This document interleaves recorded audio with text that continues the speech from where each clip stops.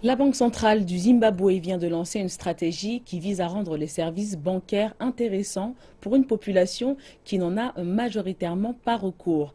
Un sondage datant de 2014 indique que seulement 30% de la population adulte du pays utilise les services bancaires.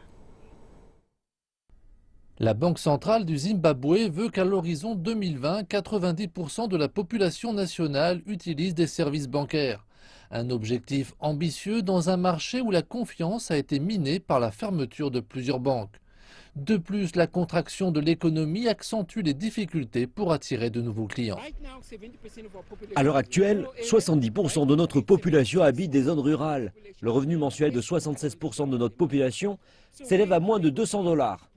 Où vont-ils donc trouver l'argent destiné au système bancaire? Il nous faut résoudre les problèmes en créant de l'emploi durable et décemment rémunéré.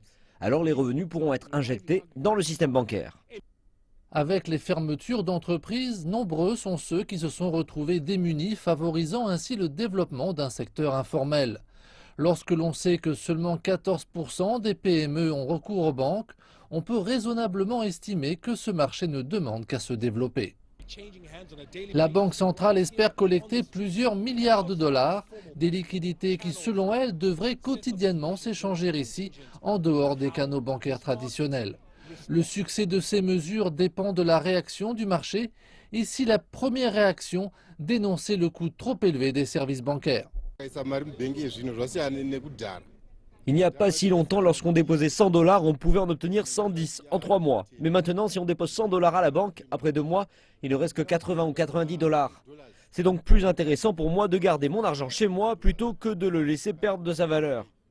Pour les sociétés de financement, c'est l'économie qui est responsable de ces frais peu attrayants. Lorsque notre économie ira de l'avant et qu'elle se développera, les banques et les institutions financières trouveront des sources de revenus pour financer leur structure de coûts.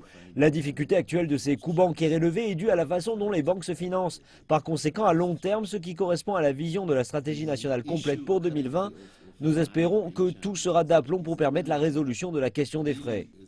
La Banque centrale a d'ores et déjà appelé les banques à supprimer les frais sur les services simples comme les dépôts et les retraits. Elle encourage également l'innovation, en particulier dans le domaine des plateformes intégrées de paiement mobile.